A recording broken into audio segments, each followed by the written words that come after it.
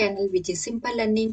और आज हम पढ़ेंगे क्लास 7th के इंग्लिश का चैप्टर द काइट मेकर। तो स्टूडेंट, अगर आपने इस चैप्टर की जो पार्ट 1 वीडियो मैंने अपलोड कर दी थी वो नहीं देखी है तो आप डिस्क्रिप्शन बॉक्स में जाके मैंने लिंक दे रखा है पार्ट 1 वीडियो का, आप वहां जाके देख सकते हैं। तो स्टूडेंट, आज हम पढ़ेंगे रिमेनिंग का चैप्टर द काइट मेकर।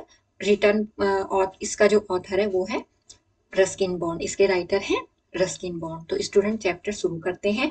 अब तक हमने इस चैप्टर में पढ़ा था कि जो अली है वो अपने दादाजी से कह रहा है, जिनके उसके दादाजी का नाम है महमूद और वो काइट बनाने का काम करते थे। तो वो कुछ अपने टाइम की बातें याद कर रहे हैं और जो अली है उसने अपनी काइट, कहीं पहले वाली जो काइट उड़ा रहा था वो कहीं स्टक हो गई थी ब्रांचेस में, किसके, बनियन ट्री के। और उसके बाद उसके दादाजी ने कहा कि मैंने तुम्हारे लिए एक और बना रखी है, और वो उसको लेकर उड़ाने चले गया था। और उसके बाद जो उसके दादाजी हैं वो अपने पास्ट टाइम की बातें याद कर रहे हैं कि मैं किस तरीके से काइट बनाता था। मैंने एक बार ड्रैगन काइट भी बनाई थी जिसको देखकर सब लोग हैरान हो गए थे, और कैसे मैं उस टाइम पे पॉपुलर था और मैं राजा के लिए, यानी कि जो नवाब, उनके लिए भी मैं पतंग बनाता था। तो स्टूडेंट, अब पढ़ते हैं हम इस चैप्टर में जो रिमेनिंग बचा हुआ है। At the first attempt it refuse to leave the ground and then the wind blew and the kite soared into the sky। तो जो अली के दादाजी हैं वो उस टाइम की बात कर रहे हैं जब उन्होंने ड्रैगन काइट बनाई थी, और उसके बारे में बता रहे हैं कि पहले ही अटेम्प्ट में उसने क्या कर दिया, लीव कर दिया ग्राउंड को, यानी कि इतनी ऊपर उड़ने लगी। And then the wind blew and the kite soared into the sky, और हवा में ऊंचे ऊंचे उड़ने लगी जैसे ही हवा चलने लगी।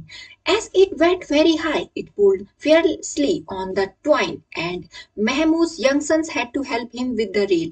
और जैसे जैसे वो ऊपर चढ़ रही थी, ऊपर उड़ रही थी, वैसे ही क्या था, तेजी से क्या था, उसका जो धागा है वो खींचना नहीं पड़ता है स्टूडेंट, वो जो स्ट्रॉन्ग थ्रेड होता है किसका, क्या, काइट का, वो क्या करना पड़ता है, खींचना पड़ता है ना। और जो महमूद के यंग सन थे उस टाइम, उन्होंने उनका हेल्प किया क्या करने में, रील के लिए। But still the kite pulled, determined to be free, to break loose, to live a life of its own, and eventually it did so। और वो बता रहे हैं, महमूद के दादाजी अपने टाइम की बात जो याद कर रहे हैं, अभी भी जो काइट है वो हम खींच रहे थे।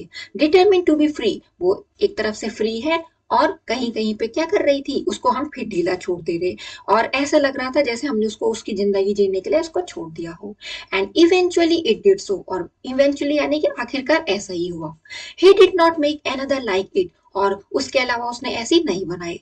And instead he presented to the nawab a musical kite, और इसके बजाय उसने क्या प्रेजेंट की, नवाब को एक म्यूजिकल काइट प्रेजेंट की। One that made a sound like a violin, और कैसी म्यूजिकल काइट थी वो, जिसका साउंड किसकी तरह था, वायलिन की तरह। When it rose in the air, जब वो क्या करती थी, हवा में उड़ती हुई, धीरे धीरे उड़ती थी। तो उस किसके बारे में बता रहे हैं ये, जो अली के दादाजी हैं वो अपने जमाने की जो बातें हैं उनको याद कर रहे हैं कि कैसे कर करके वो काइट उड़ाते थे, और उन्होंने नवाब के लिए कैसी कैसी टाइप की काइट बनाई। और उनमें से एक जो काइट थी पहली थी वो ड्रैगन काइट, और ये जो काइट है वो म्यूजिकल काइट थी, जो क्या हो, जिसकी जो साउंड है वो वायलिन की तरह होती थी।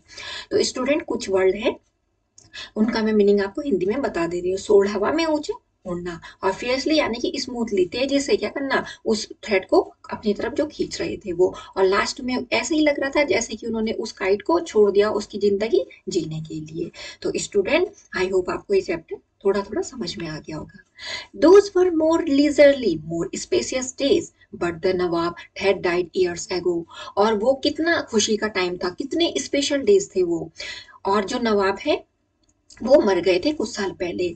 And his descendants were almost as poor as Mahmood himself, और जो उनके अब वंशज हैं, यानी कि राजा के बाद जो राजा बनते हैं, उनके बेटे बनते हैं, अगर सन्स वगैरह हैं तो वो बनते हैं ना राजा, तो उनको डिसेंडेंट्स बोलते हैं। तो वो भी क्या है, अब महमूद की तरह गरीब है। Kite makers like poets once had their patrons, but today no one knew Mahmood, simply because there were too many people in the gully and they could not be bothered with their neighbors। तो यहाँ पे क्या है, जो kite makers है वो poet की तरह है। एक टाइम पे उनके क्या होते थे, कस्टमर होते थे, जैसे पोएट को क्या होते हैं, कई लोग पढ़ते हैं, वो उस टाइम फेमस होता है, तो वैसे ही जो काइट मेकर है वो पोएट की तरह हो गए हैं। वंस हैड देयर पैट्रॉन्स, एक टाइम पे उनके कस्टमर होते थे, या पोएट के क्या होंगे, उनको जो लाइक करते होंगे, जो भी वो लिखते थे। But today no one knew Mahmood, और आज के टाइम पे, आज मॉडर्न टाइम पे महमूद को कोई नहीं जानता, simply because there were too many people, और इसलिए नहीं जानते क्योंकि बहुत सारे इस गली में ऐसे लोग हो गए हैं। They could not be bothered with their neighbours, और उनको इनफैक्ट ये भी समय नहीं है कि वो अपने नाइबर्स के बात करें, यानी कि अब कंपटीशन इतना हो गया है कि बहुत सारे लोग यही काम करते हैं और उनको अपने काम में वो इतने बिजी हैं कि वो क्या करते हैं, उनको ये भी नहीं पता कि दूसरे के घर में क्या हो रहा है। But there was this boy his grandson, it was good that Mahmood son work close by, और ये जो बॉय है जान, यानी कि जो महमूद के ग्रैंडसन है जिनका नाम है अली, वो क्या है, एक अच्छे हैं, अच्छा लड़का है। That Mahmood son work close by, और जो क्या करते हैं, जो महमूद के सन है वो भी यही काम करते थे, जो नजदीक में उस पास ही जगह में रहते हैं। For it gladdened the old man's heart to watch the small boy at play in the winter sunshine, और जो महमूद है, वो जो उसका बूढ़ा दिल है, वो उस बॉय को खेलते हुए देख के उस विंटर सनशाइन में खुशी होता है। Growing under his eyes like young and well nourished sapling putting fourth new leaves each day, और उसकी आंखों के सामने सामने जो अली है वो पला बढ़ा, यानी कि जो उसका ग्रैंडसन है अली का, सॉरी महमूद का, जिसका नाम है अली, वो उसके सामने क्या है, पला बड़ा है। और वो ऐसे नरिश यानी कि ऐसे बड़ा हो रहा है जैसे एक पेड़ पे क्या आती हैं, नई कोम्पलें आती हैं, नई लीव्स आती हैं। There is a great affinity between trees and man, और ऐसा लगता है जैसे क्या है, एक बहुत बड़ी लगाव, बहुत बड़ा लगाव है किसके बीच में, जो मैन है और ट्री के बीच में, ऐसा लगता है। We grow at much the same pace, और जो ट्री है यानी कि जो बनियन ट्री है, वो हम दोनों क्या हुए, एक ही जगह पे एक ही तरीके से क्या हुए, ग्रो हुए। If we are not hurt or starved or cut down, और अगर हमें काटा नहीं गया, हमें किसी ने दुखाया नहीं, तो हम क्या हो गए, ग्रो हो गए, बड़े हो गए। In our youth we are resplendent creatures, और अपने टाइम पे हम एक शानदार क्रिएचर्स थे।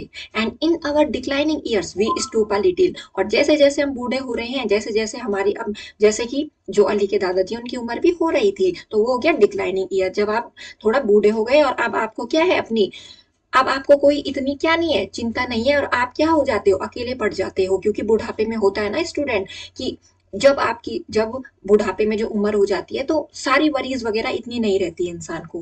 We remember we stretch our brittle limbs in the sun and then with a sigh we said our last leaves। तो यहाँ पे जो महमूद है, जो अली के ग्रैंडसन है, उनको कंपेयर किया गया है एक ट्री से।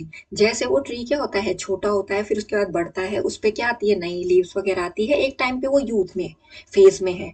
अब जब वो ओल्ड फेज में गया है तो उस टाइम पे क्या याद आता है, जैसे कि उस एज में, ओल्ड एज में, जो ब्रिटल लिम्स है यानी कि नाजुक लिम्स है, वो स्ट्रेच करी किसके सामने, सन के सामने, तो ये बता रहा है कि ये आपका क्या है, यूथ है, जब आप यंग हो। Then with a sigh we shed our last leave, और जब आपकी ओल्ड एज आ जाती है, जब ओल्ड एज आती है इंसान की, तो क्या हो जाता है उसको, वो अपने धीरे धीरे क्या, जो पेड़ भी है और जो इंसान है वो धीरे धीरे बुढ़ापे की तरफ होगा वो, और उसके बाद क्या हो जाती है, वो डेथ के नजदीक होता है। तो वैसे ही जो प्लांट है वो अपना जो, जब उसका भी वो वाला फेज आता है ओल्ड वाला, तो वो भी अपनी जो शेड लीव्स है उनको गिरा देता है।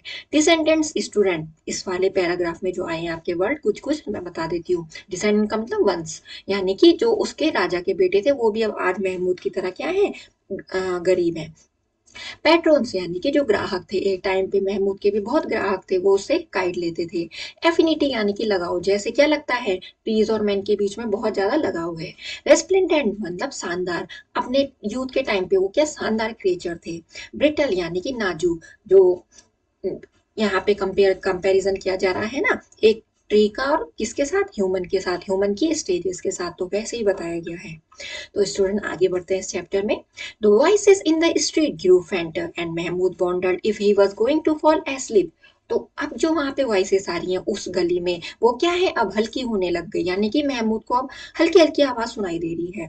महमूद वॉन्डर्ड, महमूद आश्चर्यचकित है कि उसको कहीं नींद तो नहीं आ रही, वो फिर से ड्रीम तो नहीं देखेगा, as he so often did, of a kite so beautiful and powerful that it would resemble the great white bird of the Hindus, Garud, God Vishnu's famous steed। और यहाँ पे जैसे कि वो जो काम किया करता था of a kite so beautiful, जैसे कि वो काइट जो बनाता था वो ब्यूटीफुल और पावरफुल होती थी। तो वो किसको रिसेंबल करती थी, ऐसा लगता था वो उनको रिसेंबल करती हो, उनकी जैसे लगती हो, जैसे जो एक ग्रेट ग्रेट व्हाइट बर्ड होती है हिंदूज में, तो यानी कि जिसको बोलते हैं गरुड़। और गॉड विष्णुज फेमस स्ट्रीट, यानी कि गॉड विष्णु के फेमस यानी कि जो प्रसिद्ध घोड़े हैं। He would like to make a wonderful new kite for little Ali, और उसको पसंद था महमूद को बनाना नई नई काइट लिटिल अली के लिए, उस छोटे बच्चे के लिए, यानी कि अपने ग्रैंडसन के लिए। He had nothing else to leave for the boy, उसने उस बॉय के लिए कुछ नहीं छोड़ा है, बस वो उसके लिए काइट बनाने का काम करता है, उसके अलावा उसके पास कुछ नहीं है उस बॉय को देने के लिए। He heard allies voice in the distance, और महमूद को अब अली की आवाज सुनाई दे रही है दूर से, महमूद को अब अपने ग्रैंडसन की आवाज सुनाई दे रही है, but didn't realise that he was calling him, और उसको ये एहसास नहीं हो रहा है कि वो उसको कॉल कर रहा है। The voice seem to come from very far away, जो आवाज है वो कहाँ से आ रही है, बहुत दूर से आ रही है। तो ऐसा किसको लग रहा है, महमूद को लग रहा है कि अली उसको बुला रहा है, पुकार रहा है। तो स्टूडेंट यहाँ पे आपके पास ये जो वर्ड आ रही है फेंटर, फेंटर का मतलब जो हल्की आवाज है उसको सुनाई दे रही थी, वो उसको ऐसा लग रहा था महमूद को कि मुझे नींद आने वाली है। और स्ट्रीट घोड़ा यानी कि गॉड विष्णु का जो बाग है। तो स्टूडेंट आई होप आपको यहाँ तक समझ में आया होगा। अब हम आगे बढ़ते हैं। Ali was at the court yard door asking if his mother had yet returned from the bazaar. When Mahmoud did not answer, the boy came forward, repeating his question. Ali क्या है, अब कोर्ट यार्ड के डोर पे है और अपने mummy को पूछ रहा है, asking if his mother had yet return from the बाजार, और ये पूछ रहा है अपने दादाजी से कि मेरी मम्मी आ गई है बाजार से। When Mahmood did not answer, जब महमूद ने आंसर नहीं दिया तो बॉय उसके आगे खड़ा हो गया और उसने फिर से वही पूछा, यानी कि उसके ग्रैंडसन ने फिर से वही क्वेश्चन पूछा।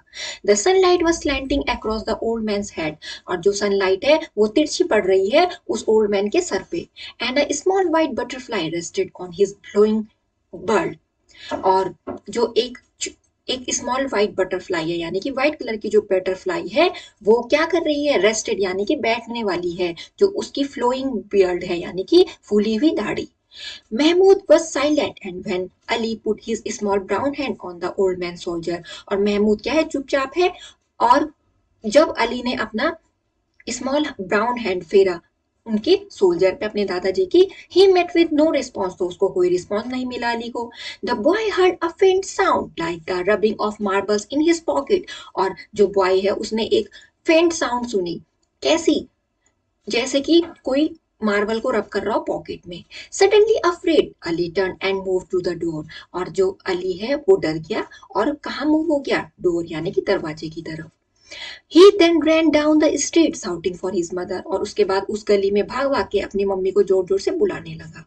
The butterfly left the old man's beard, जो बटरफ्लाई है उसने उस ओल्ड मैन की दाढ़ी को छोड़ दिया और वो उड़ गई किसकी तरफ, बनियन ट्री की तरफ। And a sudden gust of wind caught the torn kite, और एक हवा का झोंका आया जिसने की क्या पकड़ ली, उस काइट को, जो फटी हुई पतंग थी उसको पकड़ ली मतलब अपने साथ ले गई।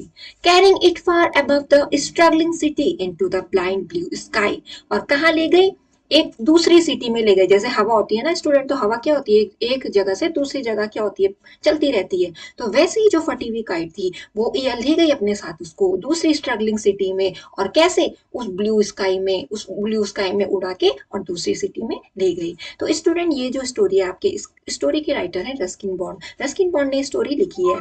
अब जो रस्किन बॉन्ड है उन्होंने इस स्टोरी में क्या बताया, इस स्टोरी से हमें क्या मिल रहा है थीम, इस स्टोरी में ये है कि आजकल की मॉडर्न लाइफ में जो ट्रेडिशन है वो धीरे धीरे क्या हो रहे हैं, खत्म होते जा रहे हैं, लोग अपने रूट भूलते जा रहे हैं, और ऐसा जबकि नहीं होना चाहिए। हमें अपने ट्रेडिशन उनको फॉलो भी करना चाहिए, अपने रूट से इंक्लूड सेक्लूड नहीं होना चाहिए, उनसे जुड़े रहना चाहिए, कनेक्ट रहना चाहिए। और इसमें हमें ये भी बताया जा रहा है कि आजकल जैसे दौड़ भाग की जिंदगी, सब अपने अपने में ही बिजी है, किसी को किसी की कोई परवाह नहीं है, कोई किसी का दुख दर्द भी सुनने को बिल्कुल तैयार नहीं है। तो लोग यानी कि सेल्फिश होते जा रहे हैं, उनको अपने ही काम से मतलब है।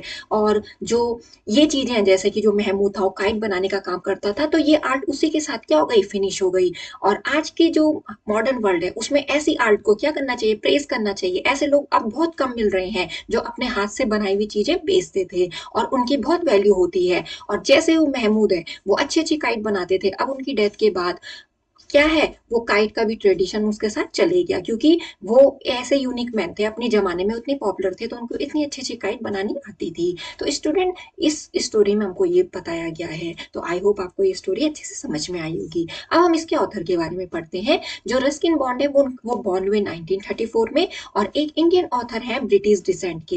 ही is famous for his work on children's literature in India. वो बच्चों के लिए लिटरेचर लिखते हैं, साहित्य लिखते हैं, और अच्छे अच्छे वर्क लिखते हैं, और इसके लिए वो फेमस भी है। He has written more than 500 short stories. उन्होंने छोटी छोटी कहानियां लिखी हैं जो 500 से भी ज्यादा है, ऐसे और नॉवेल्स भी लिखे हैं।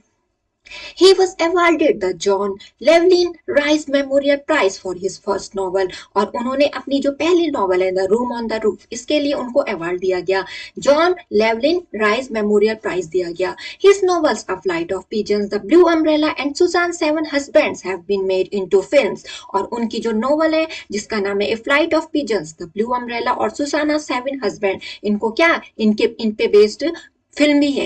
In 1992, he was awarded the Sahitya Academy Award for his novel Our Trees Still Grow in Dehra, और 1992 में इन्हें साहित्य अकेडमी अवार्ड मिला अपनी नोवेल के लिए जिसका नाम है Our Trees Still Grow in Dehra। तो हमने पढ़ा ये रस्किन बॉन्ड के बारे में थोड़ी बहुत इंफॉर्मेशन। तो स्टूडेंट, आई होप आपको आज का चैप्टर समझ में आया होगा। मेरे वीडियोस ऐसा देखा कीजिए, और वीडियोस को लाइक करना ना भूलें, चैनल को सब्सक्राइब करना ना भूलें। Thanks for watching. Do like, subscribe and share my videos.